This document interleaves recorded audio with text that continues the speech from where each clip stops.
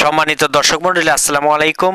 আপনারা অবশ্যই এতক্ষণে থাম্বনেইল এবং টাইটেল দেখেই বুঝে গেছেন আজকে কোন বিষয়ে আলোচনা করব।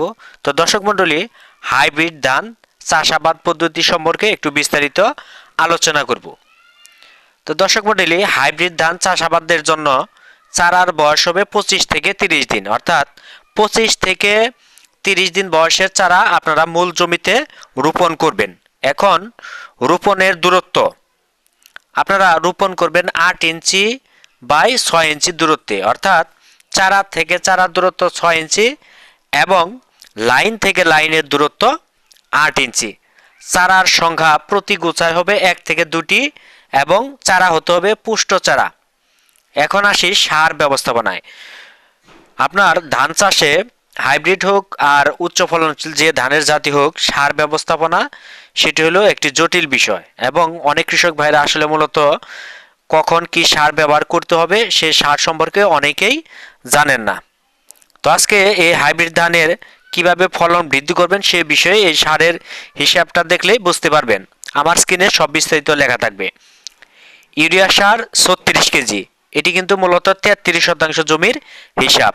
ইউরিয়া সার 36 কেজি, টিএসপি সার 17 কেজি, এমওপি বা পটাশ সার 8 কেজি, জিপসাম সার 9 কেজি, জিঙ্ক বা দস্তা 1.3 KG, boron half KG, magnesium 2 KG, দানাদার কীটনাশক 1 কেজি পরিমাণ হারে আপনারা এই 43% জমির জন্য সার বরাদ্দ করবেন।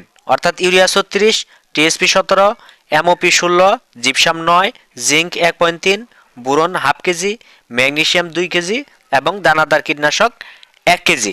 এখন এই সারগুলো কোন সময়ে কিভাবে প্রয়োগ করবেন? সর্বশেষ জমি চাষের সময় 1/4 বা 9 কেজি ইউরিয়া, অর্থাৎ 4 নং 36, এই 36 কেজির 9 কেজি ইউরিয়া সার জমি তৈরির শেষ চাষের সময় আপনারা প্রয়োগ করবেন।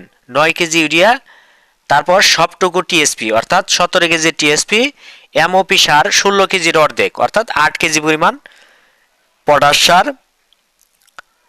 জিঙ্ক 1.3 কেজির সবটুকু জিঙ্ক সার এবং বোরন সার, ম্যাগনেসিয়াম সার এবং দানাদার কীটনাশক, এই সারগুলো একসাথে মিশিয়ে জমি তৈরির সেচ চাষে আপনারা জমিতে প্রয়োগ করবেন, ছিটিয়ে দিবেন। তারপর জমি চাষ করে মূল জমিতে আপনার যে চারা 25 থেকে 30 দিন বয়সের চারা আপনারা জমিতে রোপণ করবেন 6 ইঞ্চি বাই 8 ইঞ্চি দূরত্বে। এখন এই সারগুলো মূলত জমি তৈরির সেচ চাষে প্রয়োগ করবেন।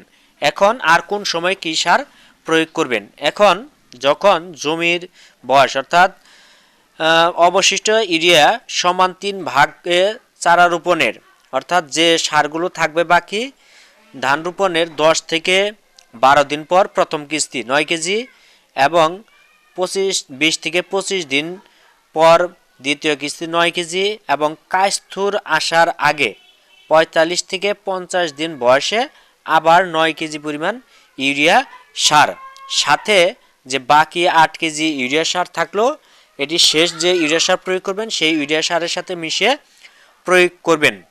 এভাবে প্রয়োগ করলে আপনার জমিতে সুষম সার বন্টন হবে। এরপর সেচ ব্যবস্থাপনা, জমিতে মূলত কিভাবে সেচ দিবেন? বোরো ধান একটি সেচ নির্ভর ফসল। এই সেচ ব্যবস্থা হলো ধান রোপণের 12 দিন পর থেকে সর্বোচ্চ কুশি পর্যায়ে 2 থেকে 3 বার জমি শুকিয়ে দিলে কুশি সংখ্যা বৃদ্ধি পায়। অর্থাৎ এই ধান যখন রোপণ করবেন রোপণ থেকে সর্বোচ্চ কুশি পর্যায়ে, অর্থাৎ যখন কুশি হবে খুব কঠিন পর্যায়ে আসবে কায়স্থুর আসার আগ পর্যন্ত আপনার 2 বার একটু জমিতে একটু শুক দিবেন, দিলে আপনার জমির কি কুশি সংখ্যা বৃদ্ধি পাবে। সার ও কীটনাশক প্রয়োগের সময় অবশ্যই জমিতে পানি ধরে রাখতে হবে। সার এবং কীটনাশক যখন প্রয়োগ করবেন তাহলে কি আপনার জমিতে একটু পানি ধরে রাখতে হবে।